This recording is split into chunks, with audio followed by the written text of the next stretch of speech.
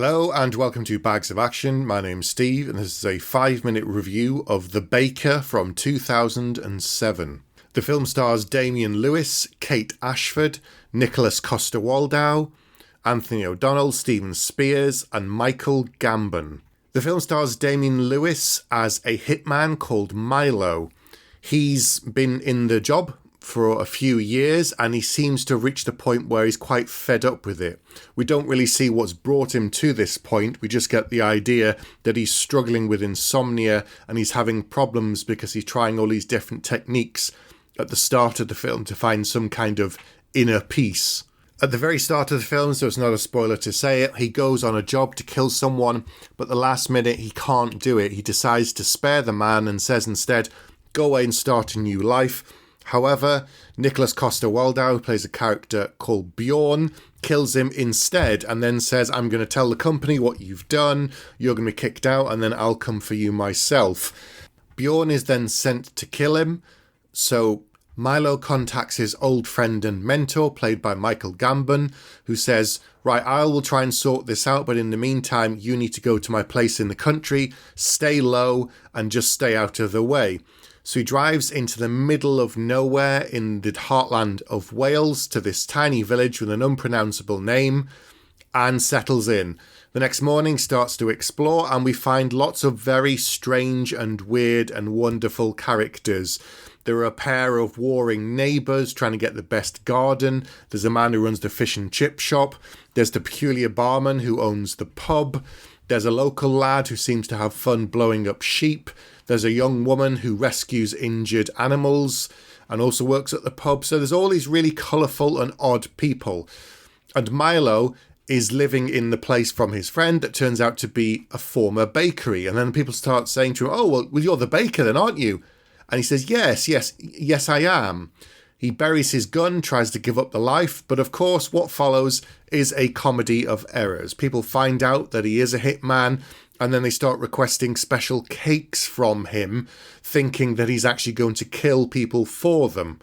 So this is quite a gentle comedy, despite the fact that it involves hitmen. It's something very light, very slow, very character-focused. You've got the threat of Bjorn trying to hunt him down and kill him, but at the same time you've got Milo trying to just start a new life because he finds that he likes baking. He actually quite enjoys it. He starts dating a local woman, but at the same time he's trying to navigate all these other weird characters who make interesting speeches and have strange requests of him.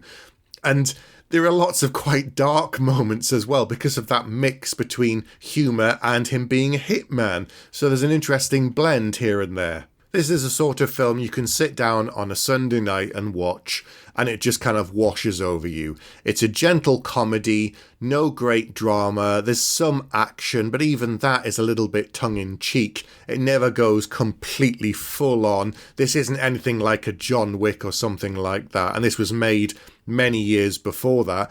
And of course, around the time when Damian Lewis had been doing other big projects, Nikolaj Coster-Waldau hadn't even started doing Game of Thrones yet. So at that point, he wasn't nearly as well known.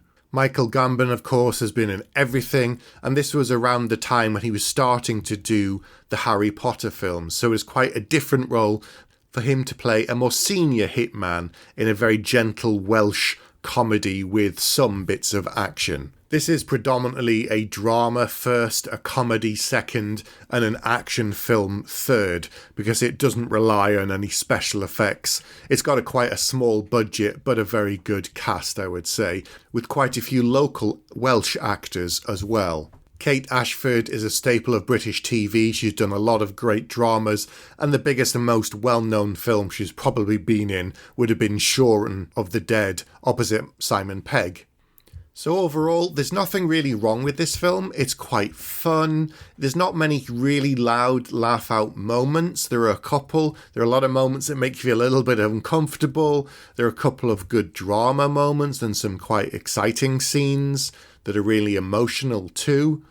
There's a little bit of weirdness sprinkled in there with some of the characters that are just a bit odd, all adding to the impression that where they live is really out in the sticks and away from civilization and that sort of thing. The idea that the nearest phone is our drive outside the village and things like that. So they're really kind of feeding into the idea that in deepest, darkest Wales, you're cut off completely. So it was fun. I enjoyed it, but it wasn't really gripping. And the script was okay. So for those reasons, I'm going to be fairly generous and say, and give it a 2 out of 5 and say, if you want something gentle and easy to watch, definitely take a look. But otherwise, if you want something more action orientated, this probably isn't the film for you. So have you seen The Baker? If so, get in touch and let us know. You can email us. You can come onto the Facebook group. You can leave us an iTunes review. Don't forget to like and subscribe to this channel. We'd really appreciate that. We always say this, but if you like what we do and you want to support us, then you can buy us a coffee on Ko-fi, and there's a link below. And we'll be back next week with another episode.